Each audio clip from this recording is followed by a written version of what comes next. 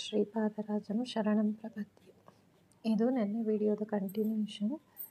So ಈ ಎರಡನ್ನೂ ಇವಾಗ ಜಾಯಿಂಟ್ ಮಾಡಿ ಚಿಕ್ಕದಾಗಿ ಯಾಗೊಂದು ಪರ್ಸ್ ಮಾಡೋದು ಅಂತ ತೋರಿಸ್ತಾ ಇದ್ದೀನಿ. ಸೊ ಈ ಕಾರ್ನರಲ್ಲಿ ಫಸ್ಟ್ ಒಂದು ಸ್ಲಿಪ್ ನಾಟ್ ಹಾಕ್ಕೊಳ್ಬೇಕು. 2 ಚೈನ್ ಸ್ಪೇಸ್ ಇದೆಲ್ಲ ಕಾರ್ನರಲ್ಲಿ, ಆ ಕಾರ್ನರಲ್ಲಿ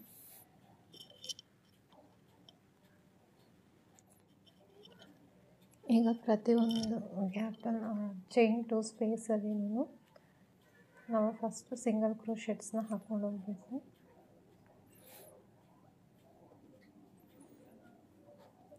ಚೈನ್ 2 ಸ್ಪೇಸಲ್ಲಿ ಮಾತ್ರ 2 ಸಿಂಗಲ್ ಕ್ರೋಶೆಟ್ಸ್ ಹಾಕಿದ್ದೀನಿ.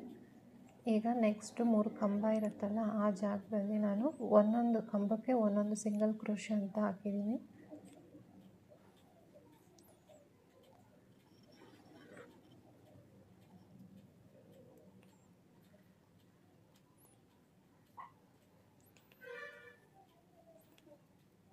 ಸೊ ಆ ಕಂಬಗಳಲ್ಲಿ ಹಾಕುವಾಗ ಹುಷಾರಾಗಿ ಹಾಕಬೇಕು. ಸ್ವಲ್ಪ ಫಾಸ್ಟಾಗಿ ಹಾಕ್ಕೊಂಡು ಹೋದ್ರೂ ಕಂಬಗಳಲ್ಲಿರೋ ದಾರ ನಮ್ಮ ಇದಕ್ಕೆ ಸಿಕ್ಕಾಕೊಳ್ಳೋಕ್ಕೆ ಚಾನ್ಸಸ್ ಇದೆ. ಸೊ ಈ ಚೈನ್ ಸ್ಪೇಸ್ ಎಲ್ಲ ಇದೆಲ್ಲ 1 ಚೈನ್ ಅಂತೆಲ್ಲ ಹಾಕಿರೋದು, ಆ ಜಾಗದಲ್ಲೆಲ್ಲ ನಾನು 2 ಸಿಂಗಲ್ ಕ್ರೋಶೆಟ್ಸ್ನ ಹಾಕ್ತಾಯಿದ್ದೀನಿ.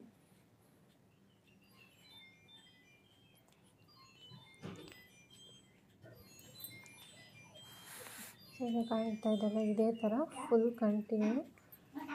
ಆ ಮೇಲ್ಗಡೆ ಇರೋ ಒಂದು ಸ್ವಲ್ಪ ಸ್ಪೇಸ್ ಮಾತ್ರ ಬಿಟ್ಟು 5 ಸೈಡ್ಸ್, ಆ್ಯಕ್ಚುಲಿ 6 ಸೈಡ್ಸ್ ಇದೆಲ್ಲ, 5 ಸೈಡ್ಸ್ಗೂ ಇದೇ ಥರನೇ ಸಿಂಗಲ್ ಕ್ರೋಶೆಟ್ಸ್ನ ಹಾಕ್ಕೊಂಡು ಕಂಪ್ಲೀಟ್ ಮಾಡಬೇಕು. ಇದು ಚಿಕ್ಕ ಪರ್ಸನ್, ಅದಕ್ಕೆ ಈ ಥರ ಮಾಡಿದ್ದೀನಿ. ಇಲ್ಲ ನಾವು ಸ್ವಲ್ಪ ದೊಡ್ಡ ಹ್ಯಾಂಡ್ ಬ್ಯಾಗ್ ಥರ ಬೇಕು ಅಂದರೆ ಸಪ್ರೇಟಾಗಿ ಒಂದು ಪಟ್ಟಿ ಥರ ಫಾರ್ಮ್ ಮಾಡಿ ಡಬಲ್ ಕ್ರೋಶದಲ್ಲೂ ಮಾಡ್ಬೋದು, ಇಲ್ಲ ಪಫ್ ಸ್ಟಿಚಲ್ಲೂ ಮಾಡ್ಕೊಳ್ಬೋದು. ಆ ಥರ ಪಟ್ಟಿ, ಆ ಪಟ್ಟಿನ ತೊಗೊಂಡು ಫುಲ್ 2 ಪೀಸ್ನ ಸಪ್ರೇಟಾಗಿರೋದನ್ನು ಜಾಯಿಂಟ್ ಮಾಡಿ ಮಾಡ್ಬೋದು. ಆಗ ನಮಗೆ ಬ್ಯಾಗ್ ಸೈಜು ದೊಡ್ಡದಾಗುತ್ತೆ ಆ್ಯಂಡ್ ಸ್ವಲ್ಪ ಏನಾದರೂ ಕ್ಯಾರಿ ಮಾಡೋ ಥರನೂ ಇರುತ್ತೆ. ಒಳಗಡೆ ಲೈನಿಂಗ್ ಎಲ್ಲ ಹಾಕಿ ಸ್ಟಿಚ್ ಮಾಡ್ಬೋದು ಅದನ್ನು. ಇದೊಂದು ಸಿಂಪಲ್ಲಾಗಿ ಒಂದು ಮೊಬೈಲ್ ಪೌಚ್, ಹೊರಗಡೆ ಹೋಗ್ತಾಯಿದ್ದೀವಿ ಅಂದರೆ ಸ್ವಲ್ಪ ಅಮೌಂಟ್ ಆ ಥರ ತೊಗೊಂಡೋಗಿರ್ತೀವಲ್ಲ, ಅಂಥ ಟೈಮ್ಗೆ ತುಂಬ ಚೆನ್ನಾಗಿರುತ್ತೆ ಅಷ್ಟೇ ಈ ಪರ್ಸ್.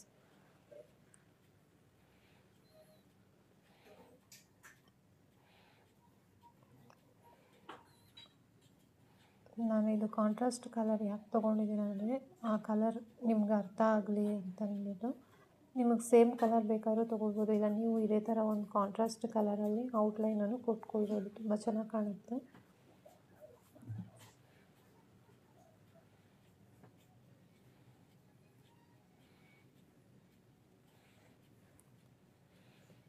ಸೊ ನಿಮಗೆ ಈ ವಿಡಿಯೋ ಉಪಯೋಗ ಆಗಿದೆ ಅಂದರೆ ಪಾರ್ಟ್ 1 ವಿಡಿಯೋನು ನೋಡಿದ್ದೀನಿ ಅಂದರೆ ನಿಮ್ಮ ಫ್ರೆಂಡ್ಸ್ ಜೊತೆಗೂ ಶೇರ್ ಮಾಡ್ಕೊಳ್ಳಿ. ಸೊ ಇದೇ ಥರ ಫುಲ್ ವಿಡಿಯೋನ ಫುಲ್ ಪ್ರಾಸೆಸ್ಸನ್ನು ಕಂಪ್ಲೀಟ್ ಆದಮೇಲೆ ತೋರಿಸ್ತೀನಿ. ಸೊ ಪ್ರಾಸೆಸ್ ಫುಲ್ ಕಂಪ್ಲೀಟ್ ಆಯಿತು. ಅದನ್ನು ಹೋಲ್ಡ್ ಮಾಡ್ಕೊಳ್ಳೋಕ್ಕೆ ಒಂದು ಹ್ಯಾಂಡಲ್ ಬೇಕಲ್ಲ, ಸೊ ಒಂದು ಸೈಡ್ಗೆ ಒಂದು ಸಪ್ರೇಟಾಗಿ ಹಾಕಿದ್ದೀನಿ, ಇನ್ನೊಂದು ಸೈಡ್ಗೆ ಈಗ ಮಾಡಿ ತೋರಿಸ್ತೀನಿ.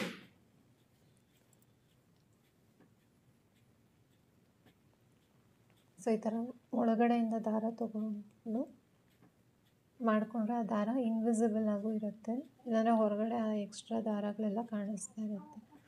ಸೊ ಜಸ್ಟ್ ಒಂದು ಸ್ಲಿಪ್ ನಾಟ್ ಹಾಕ್ಕೊಂಡು ಚೈನ್ ಸ್ಟಿಚಸ್ ಮಾತ್ರ ಹಾಕ್ಕೊಂಡು ಹೋಗಬೇಕು. ಅಲ್ಲಿ ನಾನೇನು ಕೌಂಟ್ ಮಾಡಿಲ್ಲ, ನಿಮಗೆ ಎಷ್ಟು ಲೆಂತಲ್ಲಿ ಬೇಕೋ ಆ ಲೆಂತ್ಗೆ ನೀವು ಮಾಡ್ಕೊಳ್ಳಿ.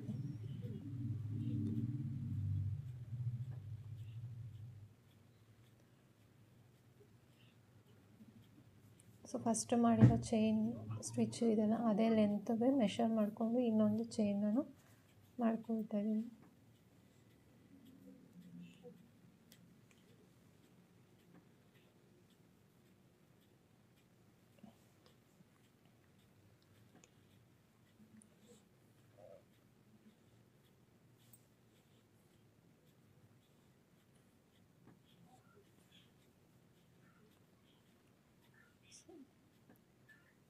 ಈಗ ಇದು ನೆಕ್ಸ್ಟ್ ಸೈಡ್ ಇದೆಲ್ಲ ಆ ಕಡೆ ಓಪನ್ ಸೈಡ್, ಅಲ್ಲಿಗೂ ಸ್ಲಿಪ್ ನಾಟ್ ಹಾಕ್ಕೊಂಡು ಇದನ್ನು ಕಂಪ್ಲೀಟ್ ಮಾಡಬೇಕು. ಈ ಹ್ಯಾಂಡಲ್ ನಾನು 2 ಚೈನ್ ಸ್ಪೇಸಲ್ಲೇ ಹಾಕ್ಕೊಂಡು ಕಂಪ್ಲೀಟ್ ಮಾಡಿದ್ದೀನಿ.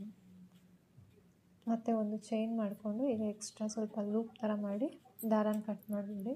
ಆ ಲೂಪನ್ನ ಎಳೆದ್ರೆ ಗಂಟು ಬೀಳುತ್ತೆ ಟೈಟಾಗಿ.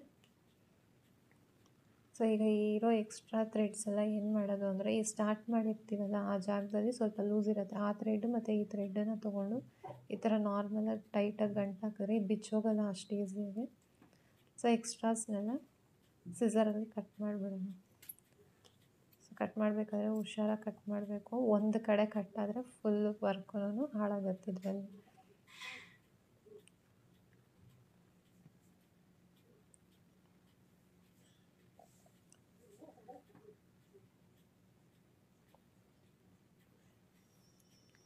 Thanks for watching the video. ನಿಮಗೆ ಈ ವಿಡಿಯೋ ಇಷ್ಟ ಆಗಿದ್ದರೆ ವಿಡಿಯೋಗೆ ಲೈಕ್ ಮಾಡಿ, ನಿಮ್ಮ ಫ್ರೆಂಡ್ಸ್ ಆ್ಯಂಡ್ ಫ್ಯಾಮಿಲಿ ಮೆಂಬರ್ಸ್ ಜೊತೆ ಕೂಡ ಈ ವಿಡಿಯೋನ ಶೇರ್ ಮಾಡ್ಕೊಳ್ಳಿ.